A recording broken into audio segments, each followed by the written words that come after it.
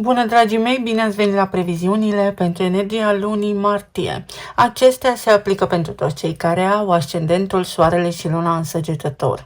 În prima parte încep cu descrierea tranzitelor astrologice și apoi vedem ce ne spune energia prin cărțile de oracol, prin cele de tarot, dar și prin talismane. Știu că am întârziat cu postarea acestor videoclipuri, însă am avut o lună extrem de importantă. Haideți totuși să vedem ce ne spune energia din această lună, pentru că este o lună mai lejeră pentru toată lumea. Iar pentru voi, luna martie activează una dintre cele mai sensibile axe ale hărții astrologice. Axa fundație-direcție, casa a patra, casa a zecea sau casa, spațiul locativ și profesia.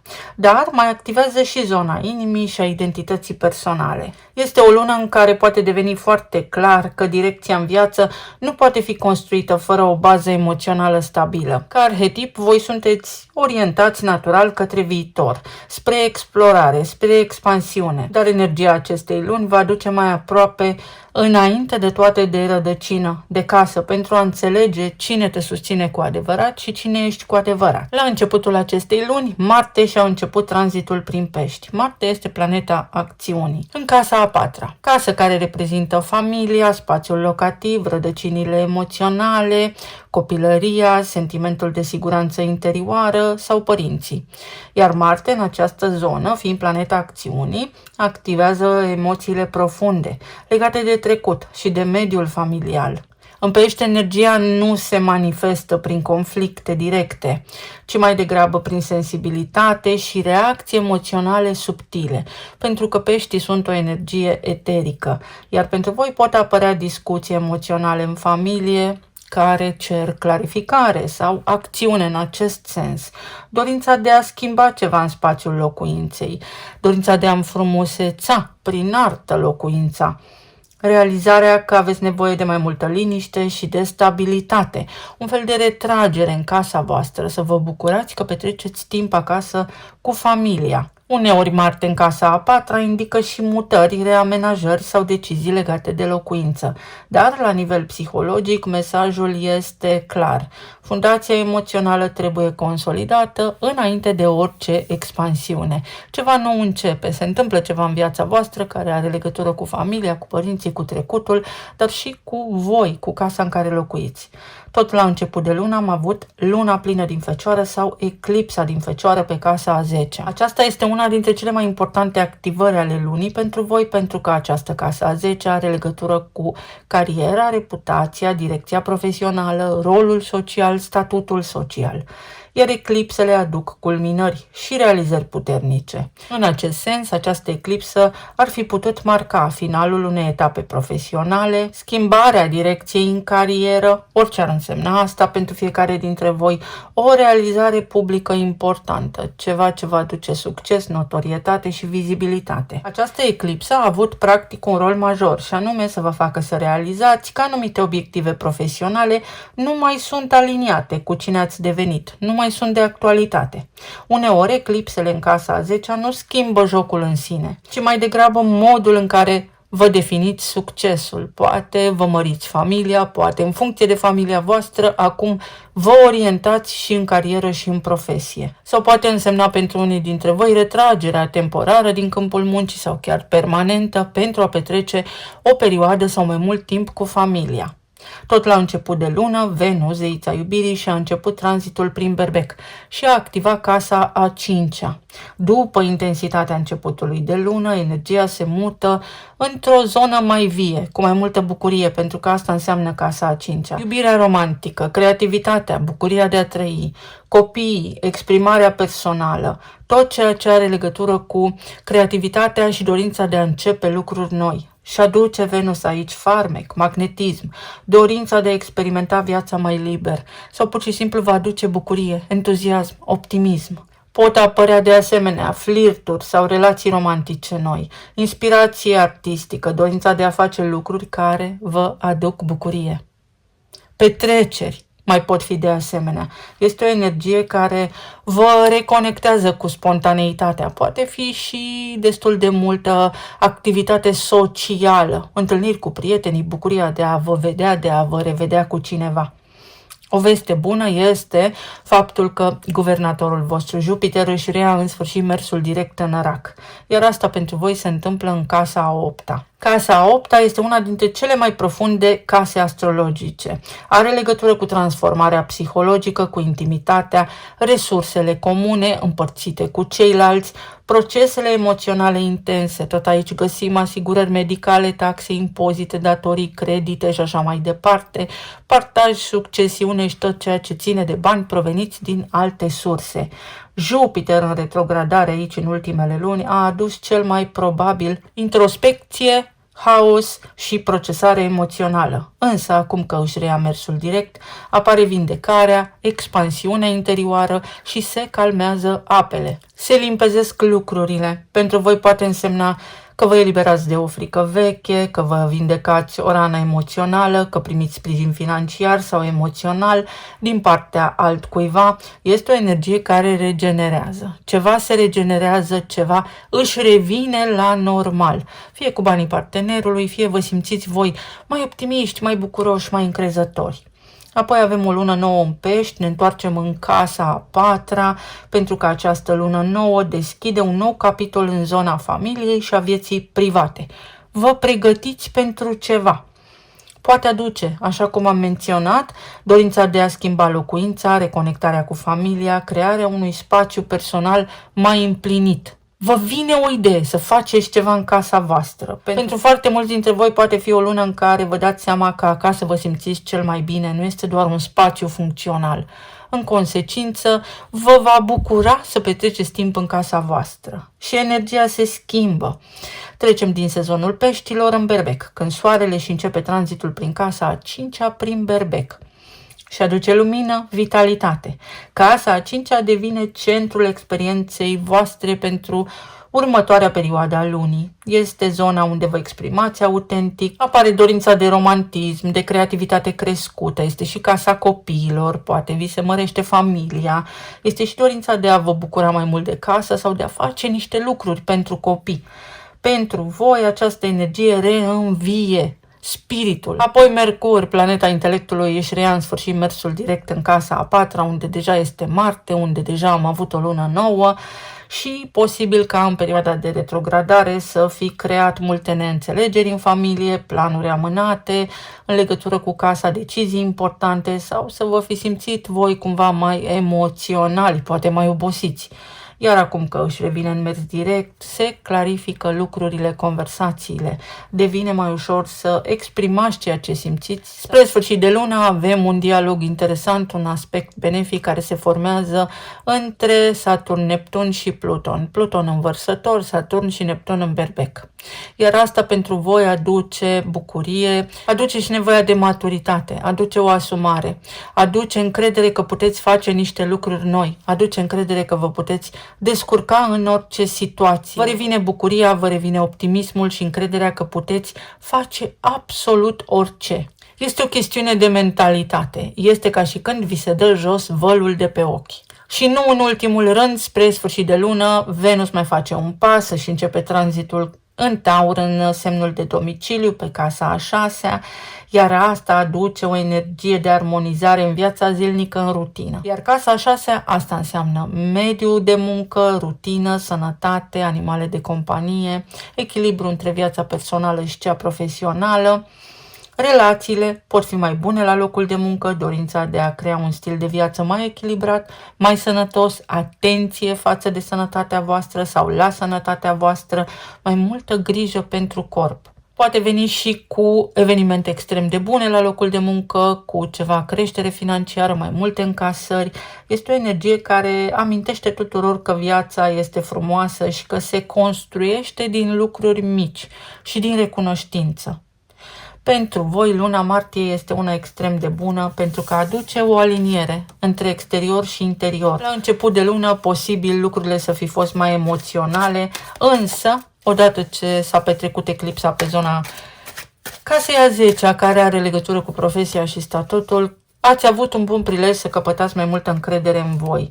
Este o lună remarcabilă în care toată lumea poate învăța ceva esențial. Dar pentru voi în acest context mesajul este că nu putem construi o viață mare dacă fundația interioară nu este stabilă. Să vedem acum ce ne spune și oracolul. Este o lună mai lejeră pentru toată lumea. Bucurie, entuziasm, prezență, mentalitatea voastră, sistemul vostru nervos se reglează, totul se întâmplă, s-ar putea destul de repede în zilele ce vor urma. Un lucru este cert. Aici avem longevitate, planuri, proiecte care pot începe acum, durează pe termen lung, iar la nivel de viață personală, să spunem așa, uite că energia vă arată că se poate și mai bine și că puteți evita niște situații tensionate, de negativitate sau ar trebui să gândiți mai optimist. Elementul spiritului care ne-a apărut și la semnul Scorpionului, asta înseamnă energie vitală. Ori în familia voastră se naște un copil, ori este vorba despre energie vitală, despre posibilitatea de a începe ceva nou de la zero, dar cu toate pânzele sus, cu toate șansele de reușită. Și leul, bucuria vieții, casa copiilor, soarele. Când soarele intră în berbec și vă activează casa a 5-a, se deschid uși noi, oportunități noi, posibilitatea de a întâlni pe cineva dacă sunteți singuri. Vorbim aici și despre creativitate, colaborări, bani mai mulți, vizibilitate, notorietate, celebritate în unele cazuri, depinde în ce domeniu activați. Este o lună cu responsabilitate, dar este și o lună cu mult prestigiu. Să vedem pe zona de relații, plan material și emoțional. Ce ne spune energia?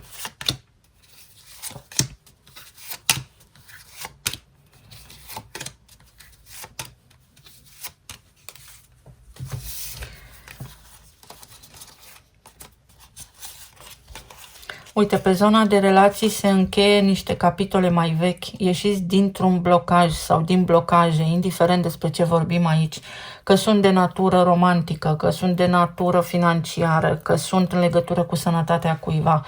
Ceva își revine la normal sau aveți oportunitatea, șansa unică, una la 1.000.000, să rezolvați niște lucruri care v-au stresat anterior. A fost multă confuzie, cu Mercur în retrogradare posibil în casa voastră, a fost tristețe sau au fost niște provocări care v-au stresat pe voi în mod personal, în mod direct. Dar această lună va aduce reconectarea la bucuria vieții. Poate fi vorba despre împăcarea cu cineva, pentru că există aici o șansă, încă o șansă. Poate fi vorba despre șansa de a vă întâlni jumătatea. Poate fi vorba despre o mână salvatoare, protecție în fața provocărilor vieții. Este noroc, aveți noroc în această lună să depășiți niște obstacole pe care ați tot încercat să le treceți. 4 de spade, liniște în relații, sau poate fi vorba despre liniștirea voastră personală sau liniștea casei voastre. Se întâmplă ceva bun, iar acest bine vă face și vouă și partenerului vostru de viață bine. Pentru unii dintre voi este repaus, vă retrageți la voi în casă, aveți sprijin din partea celorlalți. Pentru alții dintre voi poate fi vorba despre un partener mai activ, mai prezent, despre sprijin din partea partenerului de viață sau despre faptul că acesta sau aceasta se calmează. 5 de bâte. Nu mai este nevoie să depuneți atât de mult efort. Și justiția. În cazul în care unii dintre voi ați divorțat sau nu vă înțelegeați cu partenerii de viață, acum se poate evita acea separare, acel divorț, pentru că energia este mai optimistă și pentru că există șanse.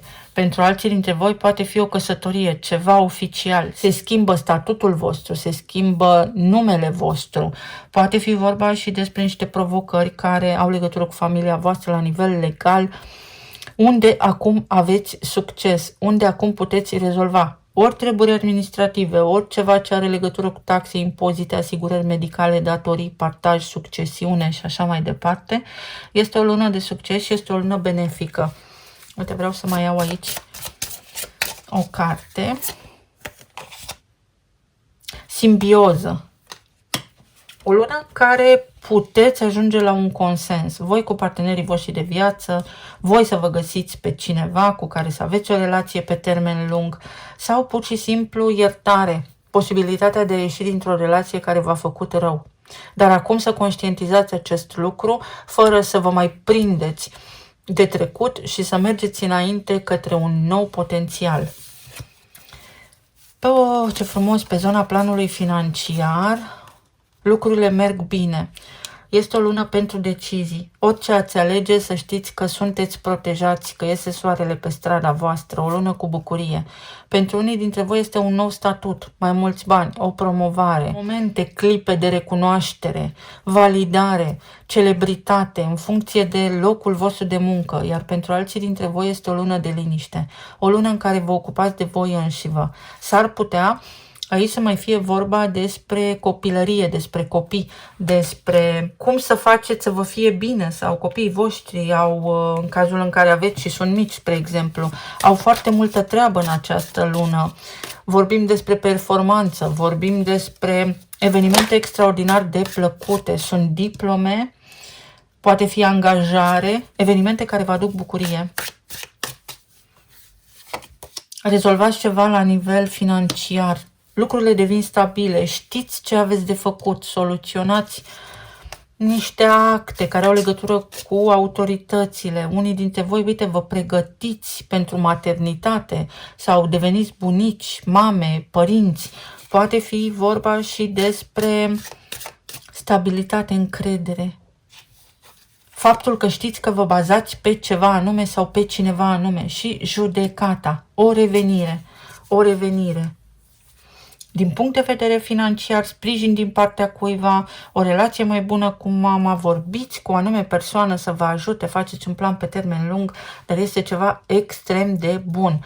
Poate fi și o relație mai bună la locul de muncă cu superiorii. Iar pe zona planului emoțional, în sfârșit vă odihniți. După o perioadă extrem de încărcată la locul de muncă, în sfârșit aveți timp și pentru voi înșivă. Aici este vorba despre oboseală cronică, despre un sistem nervos extrem de solicitat și în sfârșit acum energia vă spune prin tranzitele din casa a 6-a să vă liniștiți, să acordați mai mult timp corpului fizic.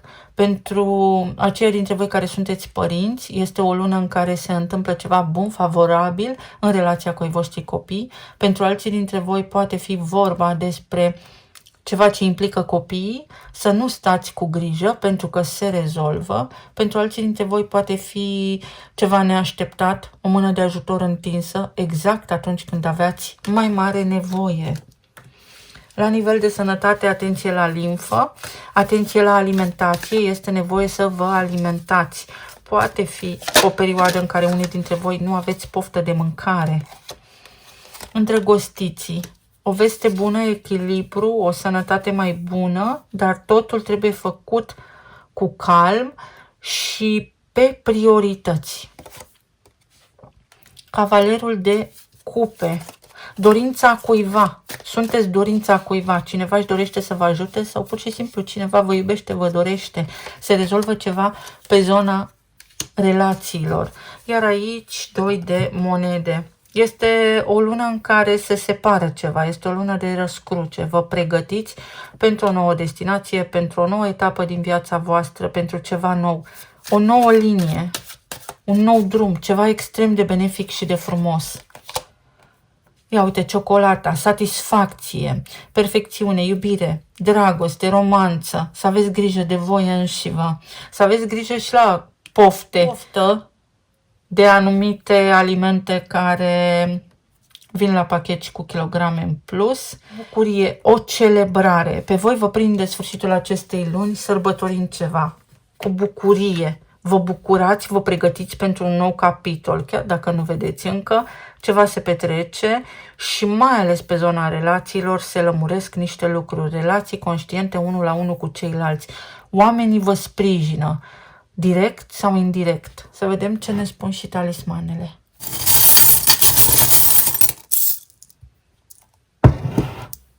Uite, vă ocupați de casă, ceva are legătură cu casa voastră. Vreți să faceți ordine, curățenie sau vă place să petreceți timp în casa voastră, cumpărați o casă, vă ocupați de ceva anume. Pentru alții dintre voi aici este o perioadă de bucurie. După tristețe ați văzut ce a apărut aici. În sfârșit puteți vorbi, în sfârșit încheiați niște activități. Ori activitatea profesională și începeți altceva, ori se încheie un capitol mai vechi. Terminați ceva. Curățenie, de aranjat, de amenajat, niște drumuri, se încheie ceva și vă eliberați victorioși dintr-o situație stresantă. Trecutul rămâne în trecut. Ce a fost, a fost. Exact așa este această lună pentru voi. Pentru alții dintre voi este nevoia de a fi atent la sănătate. Atenție la sănătate. Uite, Venus în Taur va aduce un nou viitor. O nouă oportunitate, ceva nou începe pentru voi. O nouă rutină, vindecare, o bucurie extrem de mare, vă simțiți liberi. Se închide un capitol și altul începe. Ceva semnificativ și extrem de benefic începe în această perioadă pentru voi. În primul rând, unii dintre voi veți avea timp. Voi veți ști despre ce este vorba. În momentul în care Mercur iese din retrogradare în casa a patra, ceva se schimbă în familia voastră. Pentru alții dintre voi, uite, sunt bani, recunoaștere, merite, spor. Sporul casei, sporul vostru. Aveți capacitatea de a transforma niște situații de la suferință la bucurie. Pentru alții dintre voi este vacanță. Începe un fel de program mai lejer, ceva devine mai lejer, cu bucurie. Uite, și Jupiter când iese din retrogradare și Mercur când iese din retrogradare schimbă direcția pe care sunteți. Este o energie extrem de benefică. Bucurie mare, mare bucurie. Inițialele sunt N, S, Z, B, G, A, R și L. Răbdare, răbdare, răbdare cu cineva. Sau să aveți un pic de răbdare. Pentru alții dintre voi, atenție, atenție, atenție, că sunt situații care nu vă plac și vă încărcați cu energie negativă fără să vă dați seama. Spuneți ce aveți de spus. În momentul în care se formează aspectul despre care vorbeam între Saturn, Neptun și Pluton, veți avea posibilitatea să spuneți cu lejeritate niște lucruri pentru a elimina din energia voastră tot ceea ce este negativ. Ceea ce v-ați dorit se întâmplă. O nouă țară, un nou loc, o nouă etapă din viața voastră, o mărire de salariu, o creștere de salariu.